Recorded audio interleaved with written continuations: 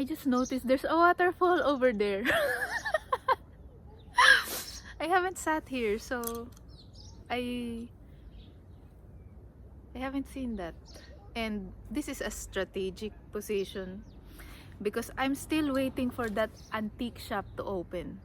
And from here I can see if someone will enter that shop and take out the huge cowbells, because yesterday they have some huge cowbells outside of the shop. But I'm gonna show you. I hope it's visible though. I'm not sure because it's quite far and it's not very grand. It's just very fine and modest but beautiful waterfall.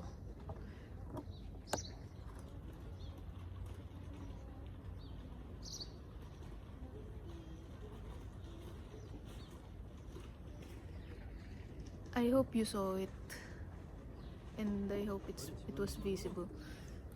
Like, there are people. I hope they're not gonna go in because as you can see, this is a very also, there's an entire sort of that people can walk on. So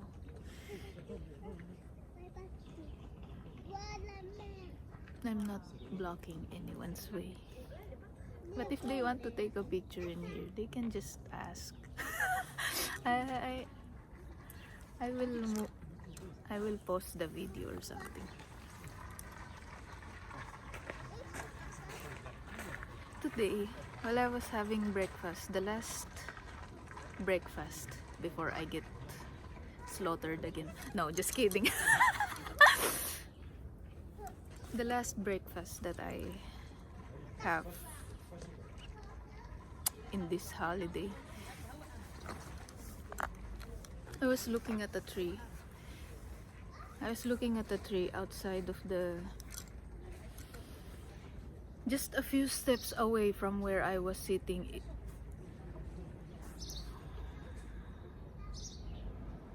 And I was watching it. I'm not sure if it's the kind of tree that bears fruit or flowers. I'm not sure because so far it still needs a bit. Wait, I think I'm seeing someone open the shop. Or no, are they tourists also looking?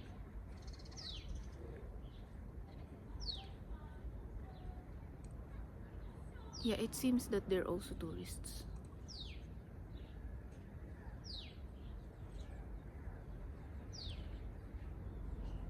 Yeah, they're also doing what I have done. And they are walking away. So I was looking at the tree and it still needs a bit more of warmth and sun to show its true colors. So I'm not really sure if it's a fruit bearing tree or it has little amount of leaves, but that's it. But I found myself imagining it as an apple tree that has very many leaves and very many fruits.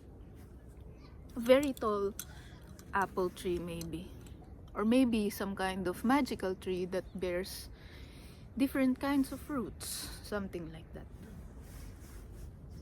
And I imagine myself climbing on it, on the top, not just in the pursuit of an apple, but also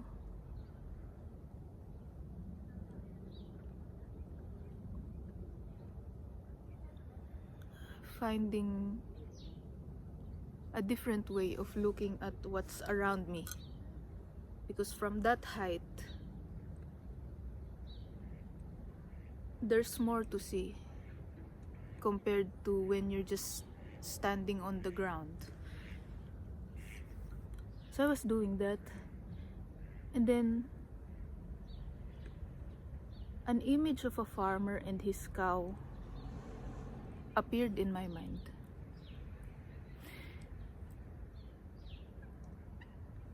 There was this farmer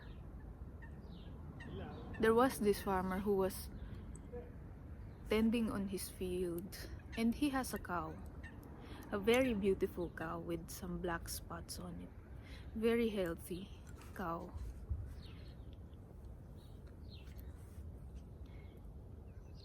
And he seems to have a very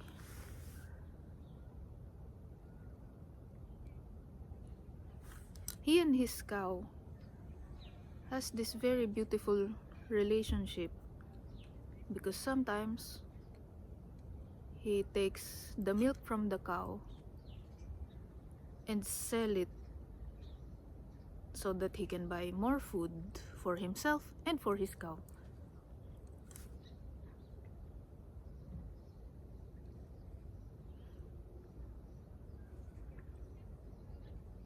Yeah, he takes care of his cow, and the cow also takes care of him in return.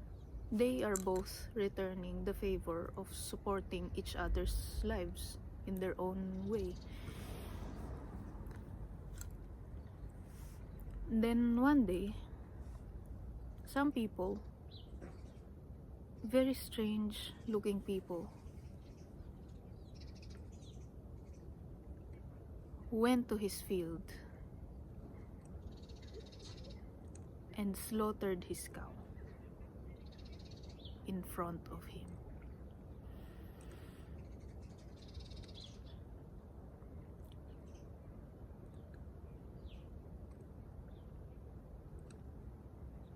And he's aware that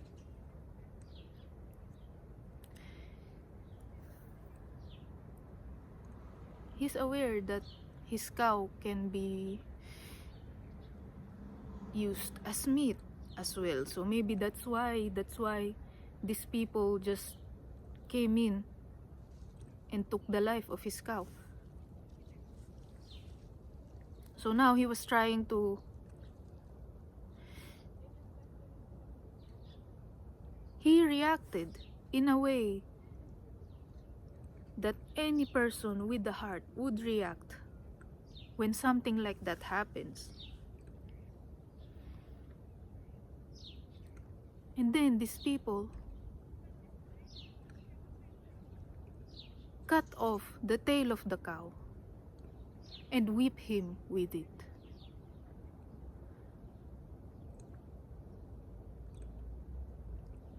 And told him that it's your fault.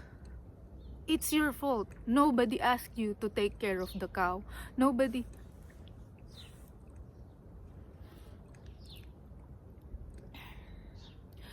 asked you to live here. Nobody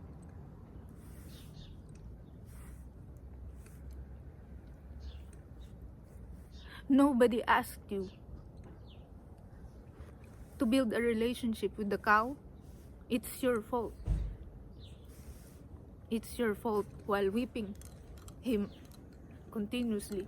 And he's just covering his head like this.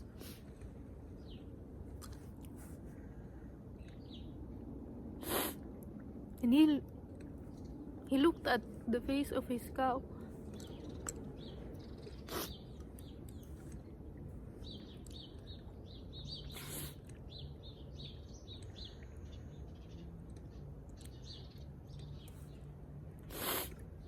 Because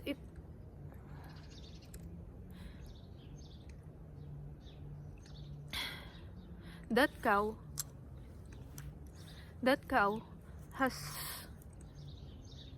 has been with him since he was a boy, and the cow was a calf. They grew up together.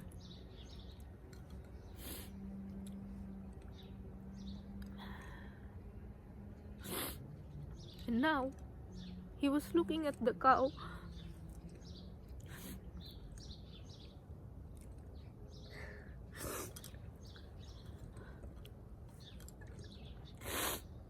with the eyes closed, laying on the ground. The grass covered with its blood. And he remembered the life before that happened.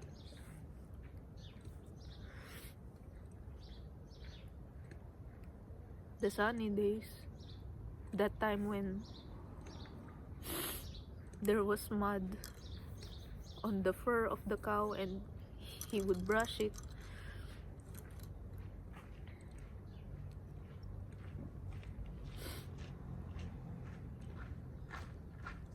And how they took a nap sometimes in the afternoon. But now the cow has gone somewhere else, and he was being whipped by the very tail of the cow.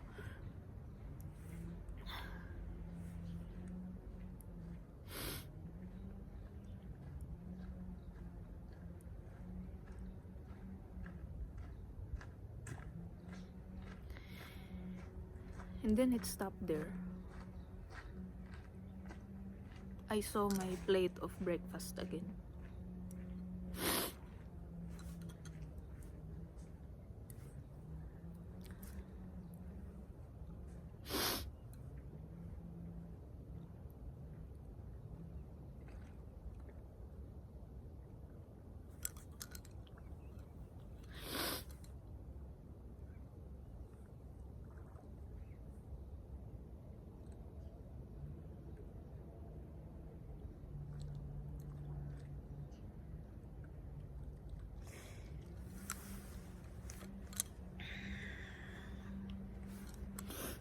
I was thinking about how unwise it was to process some of the recent events while I am currently on a holiday. But then I also thought, well, it's quite beautiful in here.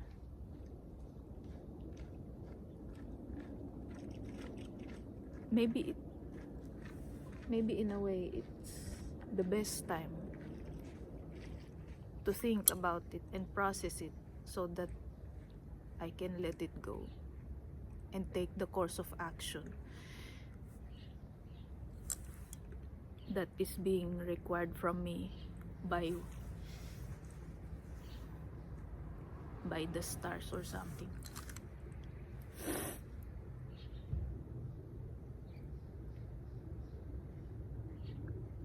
Because look at this place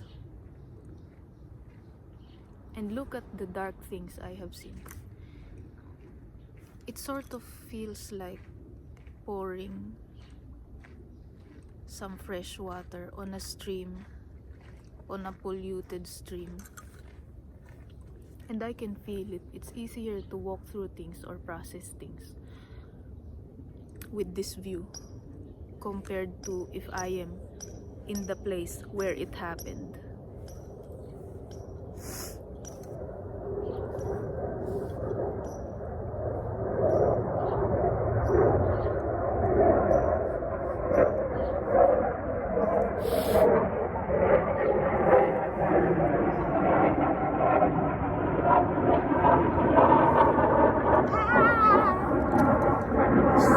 Now I'm alive.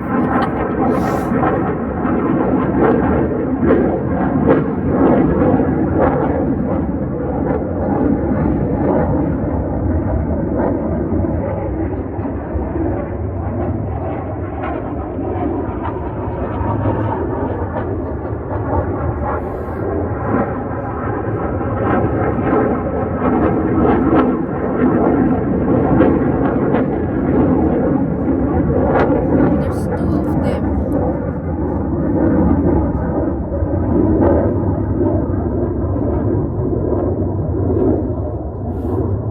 I wonder what they're doing.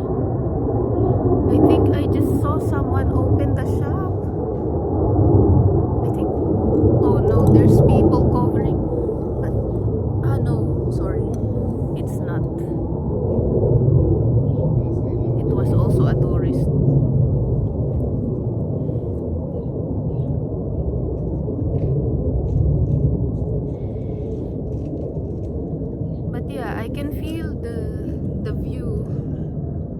coming through my eyes. Again? Bruh, what you doing here?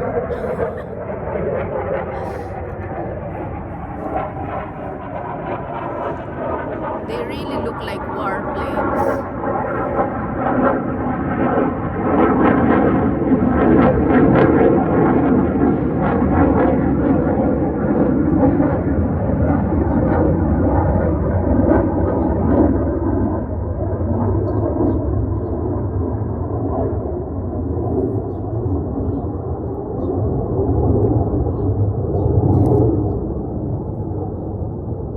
Yeah, this view feels very purifying to the branch of the stream,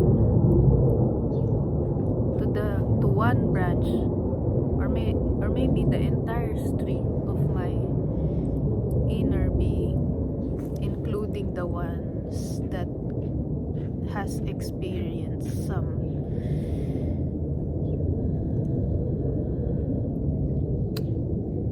pollution from the outside world.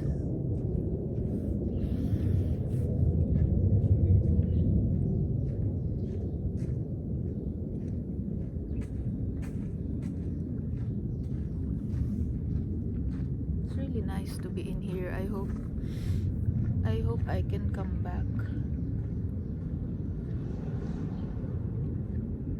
Should I make a promise to the ducks? Because I'm sure that if I make a promise, I will do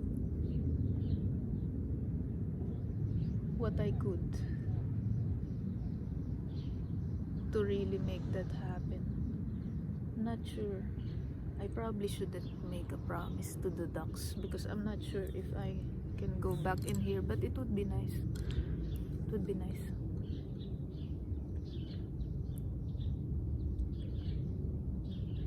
Really want to. There's a lady standing there. Wait, she saw me.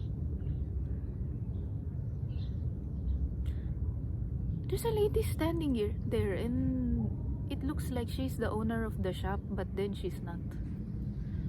There's a cat. There's a really fat. Look at that. Can you see the movement?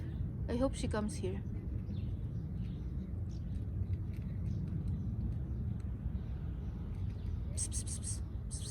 Ming! Ming! I know. Maybe her home is there.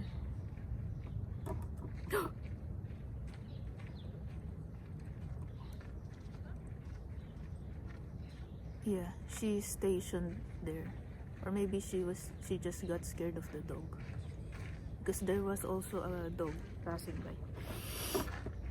But yeah, I shall explore further. I only have, I think, 1 hour before I take the train to the airport. But yeah, that cat is so... The belly is like this, swishing like this as it walks.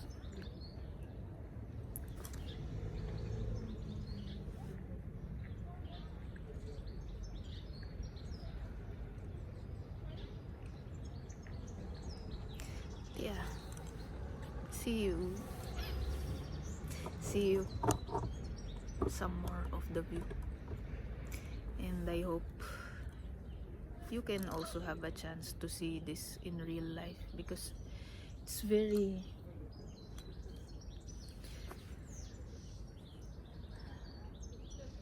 and I hope you reach this place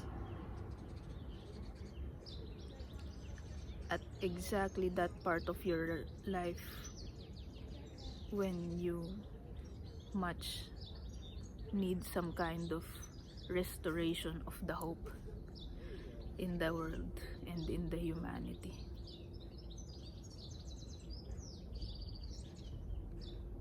See you.